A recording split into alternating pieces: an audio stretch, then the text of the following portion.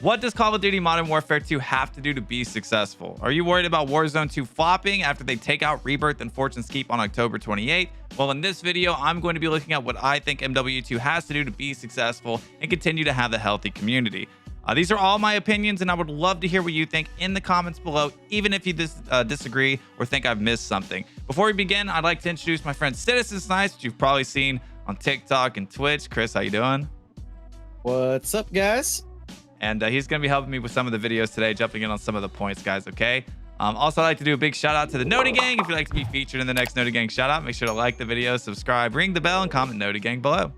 All right, for the first item on the list that I think that they need to do to be successful is kind of controversial, but it is the loadout and perk system reversion that is being kind of like leaked right now, I think, is kind of rumored to be returning in Warzone 2 as it stands today. So the way that the loadout and perk system works right now is you guys put your money together, you go to the buy station, you buy your loadout, and you get your weapons out of it.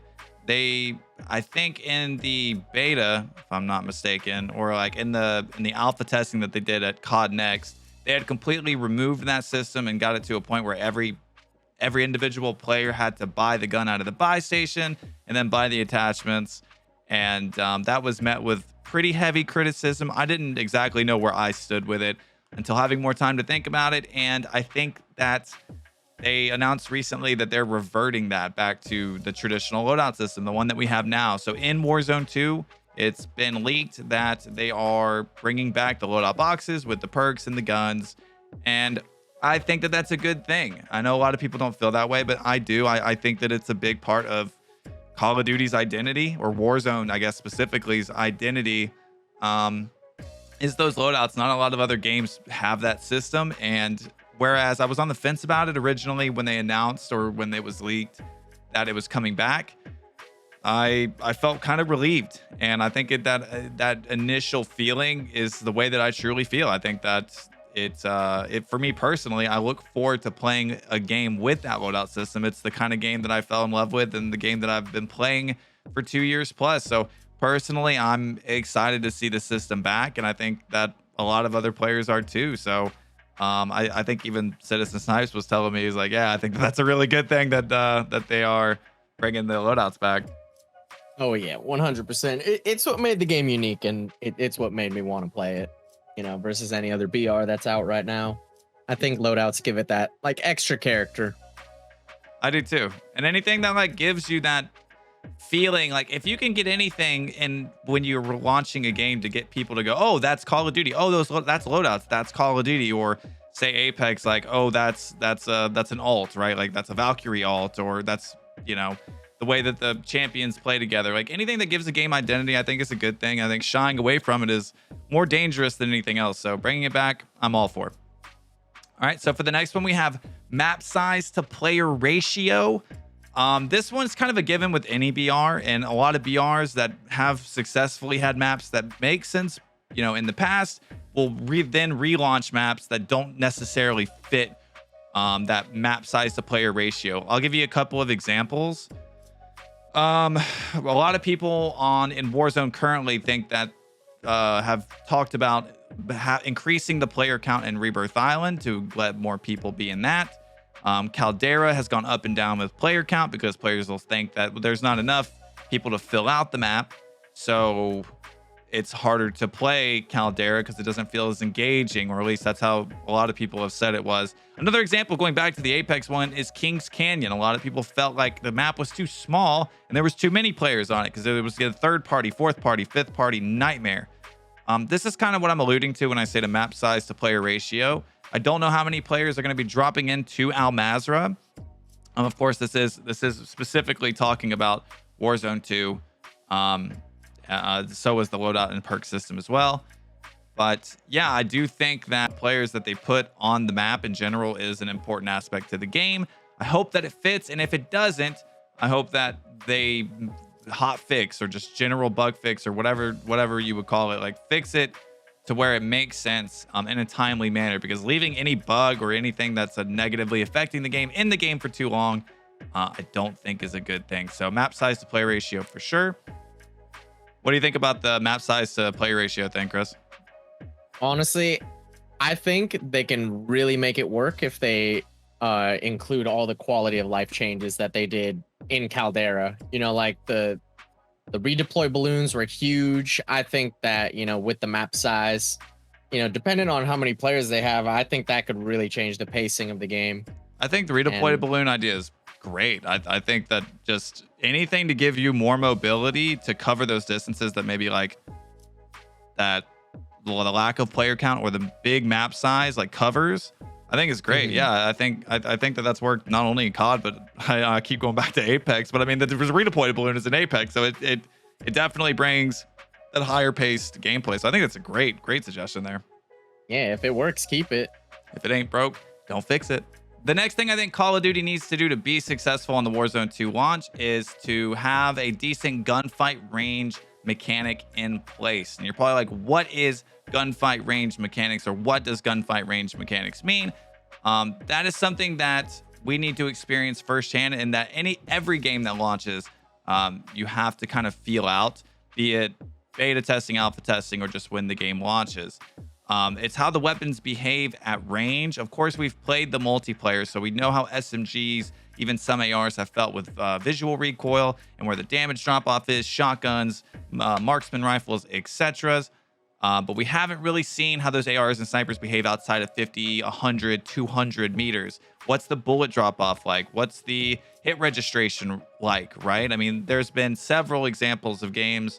I know Fortnite back in the day with the sniping, it used to be a nightmare with hit registration. Anything like it felt like getting a headshot was next to impossible outside of X range. And then it's been broken the other way where it could be like waist up and it was registering in headshot. So assuming that they, you know, kind of have a system like that in place, like what is the gunfight range mechanics, or what are the gunfight range mechanics like? Are they accurate? How do they feel, etc. And it's something that's generally assumed to work properly until it doesn't. Like until you go, okay, for example, I think there was the MG82 when it launched with the 3x optic. This is a Cold War weapon back in Verdansk. You could range somebody from 600 meters. Same thing with DMR, right? The damage drop-off didn't work as intended, and it broke the game. So for that, gunfight range mechanics is something I always try to keep in mind. And in this case, definitely honing in on to say, does every weapon work as intended at ranges? How do they feel at ranges? And there's one class of guns specifically that is important to a lot of players to work correctly, and that is snipers. And who better to give input on the way that they want a sniper to feel than CitizenSnipes himself? So Chris, what's your take on that? Honestly, I feel like it's a really fine balance right now. Like, yes, you don't want snipers to be overpowered, but at the same time, you can't make ARs, you know, absolutely destroy snipers at long range. No. So I feel like there's going to be a lot of fine tuning that needs to happen. But what I want to see is infinite range on sniper headshots. Okay. But also there are marksman rifles and stuff like that I think should not. Like the carbine, you know, it's a marksman rifle. I don't think that should one shot because of how fast you can, you know, shoot it. I just think there should be a balance. Like marksman rifles, not infinite, you know, sniper rifles, infinite. Yeah, I mean, just gives you more playability and play style. Because snipers right now feel so insignificant. They do. They really do. I remember watching you back in the day with like in Verdansk. You used to rock, I think it was an HDR or AX50. I remember watching you rotate. AX50. Yeah, it was AX50. And I used to watch you all the time. You'd be rotating around the airport, like ATC. And like in this, gosh, I have this very freaking core memory of watching you in like an ATV, driving around with a buddy of yours, and you would just be taking people out of the ATC tower and at airport. And the ranges that you used to be able to snipe out in Verdansk, it's inconceivable now. Like it almost feels like it was not a bad dream. It was like almost feels like a dream to be able to snipe somebody from 400, 500, 600 meters pretty consistently. But now you hit a headshot 150 plus with whatever gun, and it feels like it's a miracle that it actually registers as a full kill. So to that end, how, if you had to rate it on a scale of 1 to 10, how do you feel that the snipers are, like, what's the current state of sniping in Warzone? If I had to put it on a scale, I'd probably say it's like a 7 or a 6, because there are those snipers that get you that one shot range, but it's so minimal on like what you can choose. Sure. Also, I'm a big fan of quick scoping. The fact that I can't down anyone over 100 meters on a pretty easy snipe, with a one sniper shot is kind of crazy, especially on like the Vanguard car and stuff like that. Yeah. Do you think that they're like, if you wanted to and you ran like say the HDR or the AX50, is the gun just different now than it used to be? Or if you felt like being slow, because now, I mean, the popular game modes are so fast paced, it doesn't make too much sense to be carrying these ridiculously heavy snipers. But if you were so inclined, if you took the HDR the way that it is now, they launch Verdansk back tomorrow, and you go in, does that HD or does that AX50 that you used to use, does it still behave the same way that it did back in the day? I would honestly argue no, just because of, like I said, they didn't really balance the ARs too well. Like, you can beam someone 200 meters away, like with 0 recoil. So I feel like that's the fine tuning that they need to really lock in, because I'm pretty sure every single AR in the meta right now doesn't have recoil, which is kind of crazy. It is crazy. You were telling me before we started recording this that the way that Warzone and Call of Duty feels as you're getting kills, as you're mowing people down via the time to kill, or just the way that the gun feels in general, is why we love COD in and of itself, the way that the mechanics play. With that said, COD historically has had faster time to kill than many other shooters have, and I think it needs to retain that identity personally. But with that said, I mean, kind of going back to your recoil point, does a gun killing fast have anything to do with the ease of use, right? Like just because it kills fast doesn't mean it should have 0 recoil. It's like almost it should be the other way. Because it kills so fast, it should be maybe a little bit more difficult to use. Do you agree with that? Oh yeah, I mean, going back to Verdansk, my favorite meta was like the AMAX. Like, it was a little bouncy, wasn't anything insane, but it had a good TTK, and that's why people liked it. That's also like the EM2. That one was high damage, but fairly decent recoil. And I feel like that was my favorite meta, because if I wanted a long range with an AR, I could, but I'd have to be more, skillful with it versus like, just right now, just throwing a Cooper, no recoil, yeah, something like that. Yeah. All right. So that's it for the TTK section. Let's move on to the very next section, which one I don't think not a whole lot of people have focused on, which I think they need to, and that's the flashes and stuns in Modern Warfare 2. Feel ridiculous. The flashes seem so powerful in the beta that the blinding effect was something like 5 or 6 Mississippi seconds, real big boy seconds, and the stuns weren't much better. Teep even tried running battle hardened, and it didn't really seem to do anything. He even took it off and said, I'm not going to wear it if it's not doing anything. These systems can and will be abused by players if they are not fixed, which over time could lead to frustration and migration away from the game. That's a little extreme, but the biggest thing with that is that they need to have a team, and this is like another point, but I just want to mention it. They need to have a team dedicated on launch to general bug fixes quickly. I imagine Call of Duty brings in enough money that they're going to have general fixes. I'm sure we could find a couple of examples when they didn't do that, right? I think DMR took way too long. Oh, so long. How long did it take them to remove that? It felt like at least 2 months. Oh my gosh. Okay, so we're really holding on to hope here, but flashes and stuns, and that really is symptomatic of other things, and really just what it means to have a BR. Like, you really need to maintain it, because if there's one, it could just be one easy thing. Like, it could be silly. Let's just come up with one really quickly. A snapshot grenade that goes 500 meters for some reason. They need to have a team in place to fix game breaking things like that. So I'm kind of hitting 2 points here. That general fix turnaround time is very important.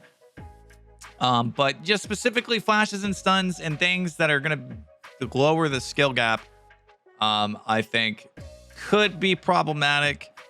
And I just don't know. There did seem to be like a little bit of catering to casuals. But I mean, of course, that's the way the gaming is moving. You want to definitely like make player bases that aren't demons, like incredible players. You want to make them happy. But would you agree with this, Chris, that the flashes were super OP? Like you couldn't see for so long. Oh yeah, 100%. Those flashes, you're just stuck sitting there. But I do understand that at some point, you know, it is a flash grenade. Like, you know, it has to have some effect. Yeah. But like I said, same thing, fine tuning. Like, if you go blind for like 3 seconds, that seems completely fair to me. Yeah. Because you are running that. But I feel like there also needs to be like the counterbalance, you know? It just seemed like everyone was using flashes. Like there was no other, you know, tactical equipment that was used. Yeah. Yeah. And so maybe having a team in place to just kind of wait and balance out the game, super important. Most studios do it.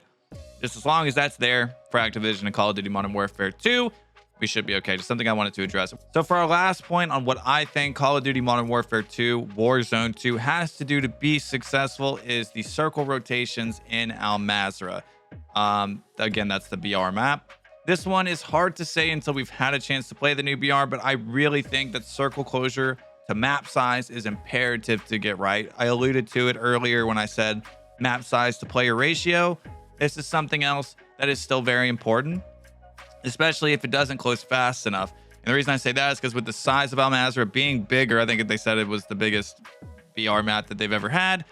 I think that it does need to move fast enough to not allow players to get situated and camp for too long on the outskirts of the map, leading to a very slow paced BR. Doesn't matter if it's COD, Battlefield. I don't care what game you're playing. If it's super slow, people get bored, right? So you just got to make sure that the flow of the game is at least manageable, reasonable. And I think that all around, it would be a healthy move for Warzone 2 as a whole. Now, we don't know, to my knowledge, how many players are going to drop into Mazrah as this is recording and on October 17th, 2022. But yes, I mean, it does feel like that balance needs to be there. And if it's not there, if it's not moving fast enough, again, they need to have that general fixed turnaround time kind of locked in, to have that team in place to make sure that everything's balanced out. And that Warzone experience, that battle royale experience feels, you know, somewhere in the middle between really fast and really slow. Like, it's just something reasonable, right? So that remains to be seen. It's just something I felt like needed to be said because it's going to be such a big map that everybody is just kind of like waiting to see how is it going to play? What's the pace going to be like?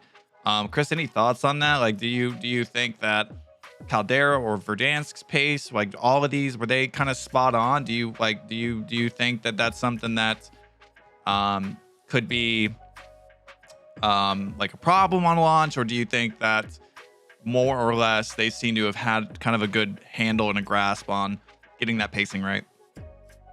Yeah, I think Verdansk had it right, but Caldera was a little slow. I think they really fixed the pacing once, you know, we got those redeploy balloons, but then again, I don't know why they reduced the player count. I think Caldera could have had really good pacing if they kept the player count with the redeploy balloons. I think the player count's what kept me from it. Just like just full disclosure on my end, I never liked it. I never got into Caldera. Part of that probably was my I really fell in love with Rebirth right as Caldera was launching, so I had a backup plan. So I never gave it the really like a real opportunity. Mm-hmm. It just felt too slow. They didn't have the pacing right at launch, and because of that, I missed that opportunity to fall in love with the map like I did with any other map. I really enjoyed Rebirth's pacing, and Caldera took a while to get that general fixed turnaround time, like I've been mentioning, to like get that map to feel like it was possible to really push teams at a healthy pace. So so what Chris said is that they've done it before. We've seen it with Verdansk. We've seen it even with Fortune's Keep. I don't care what anybody says. I think they've done a pretty good job with that. So they have the potential. We've seen them do it before, and we're just really excited to see, you know, what Mazrah is going to be like, and really hope that player count size to map size ratio fits, and that the circle closure kind of fits in with whatever they end up doing for that. So that's what we think Modern Warfare 2 and Warzone 2 needs to do to be successful. But what do you think? Do you think I was right about a lot of these? Do you think I missed something? Do you think I have terrible takes? Well, let me know in the comments below, and I'll be streaming every day after the launch of Modern Warfare 2 on top of what I already stream on Twitch, twitch.tv/JoshBarracks. We'll have the link in the bio or the description for you guys, as well as on screen. And I'll probably be playing with CitizenSnipes, and so during that time as well, and he'll be live, so I'll have his Twitch link in the description as well. Thank you guys for watching, and I'll see you in the next video.